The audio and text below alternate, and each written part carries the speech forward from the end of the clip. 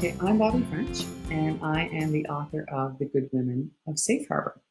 And this is a book about many different things, but the heart of the story is the friendship between Frances Delaney, the narrator, and Annie Malone.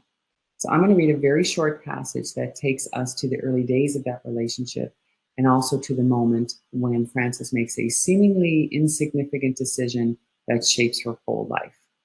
Okay, now reading my own writing makes me incredibly nervous, so everybody bear with me. It's going to be short, it's going to be brief, might be tragic, I don't know.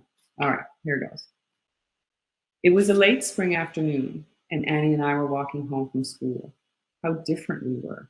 Me, thin as a rail, unlovely, reserved to a fault, and forever withering in the shadow of Annie, with her glossy black curls and rosy skin, her high spirits and easy way with people. Yet we were closer than any sisters we knew, inseparable for almost all the years we've been alive.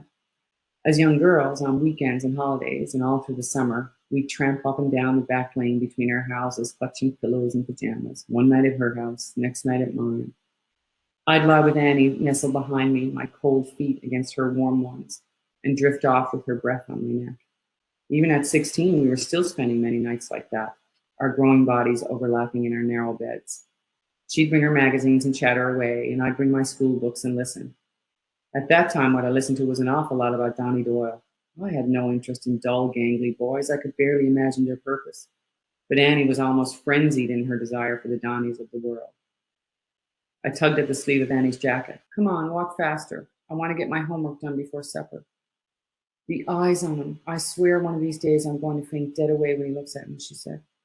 Annie, I can't hear any more about Donnie Doyle or that stupid bonfire. Oh, please, you have to come, she pleaded. I don't want to come. Honestly, if I left you on your own, you'd wind up a brittle old skeleton in an attic surrounded by dusty books. Your mother can do without you for one night.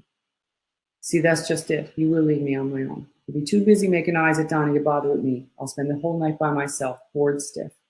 I won't leave your side, not even for a minute. Yeah, right. Sometimes you forget how well I know you. Well, smartass, what you don't know is that my mother thinks I need you around to keep me on the straight and narrow. She won't let me go unless you go too. Ah ha ha. Now I see why my presence is required. All right, you got me there. But besides that, I really, really want you to come. And not just for my sake. It'll do you good to get out of the house for a change. You'll have a grand time, I promise. I picked up my pace, knowing full well she'd natter at me until the sun set if she had to. Frances, stop walking and look at me. If I miss out on this, I may die of unhappiness. It will be all your fault, and I fear for your conscience and the fate of your soul. I took on the voice of the principal of our school. Miss Malone, 2 minutes in, you and Donnie Doyle will disappear, and knowing what you and Mr. Doyle will get up to, I'd say it's the fate of your own soul that should concern you. She laughed. Bless me, Father, for I have sinned. It's been 2 weeks since I last got felt up. We were only half joking. It was 1978, and beyond our shores, the world was in great flux. But Safe Harbor lay fixed in the tight fist of the Catholic Church. It was as if there were a giant umbilical cord snaking along the ocean floor, tethering the whole island directly to the Vatican and feeding us a steady diet of guilt and shame. The priests and nuns warned us constantly of the dangers of self-abuse and fornication, and then expected us to kneel and confess and beat back biology with a set of rosary beads.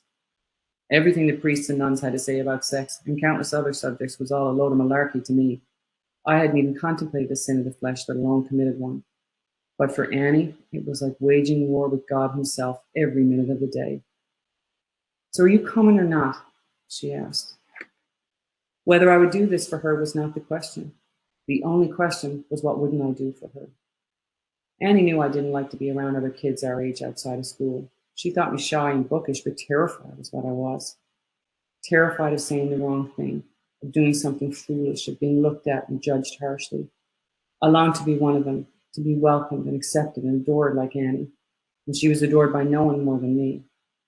No, adored wasn't the right word. That was a word for all the other people who knew her. My feelings ran toward worship, but only a trace of envy.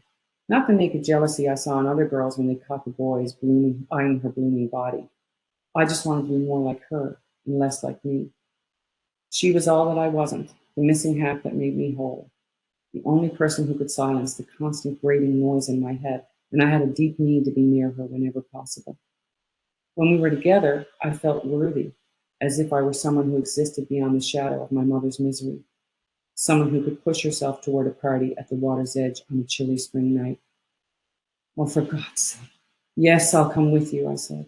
And she threw herself at me, wrapping her arms tightly around my waist.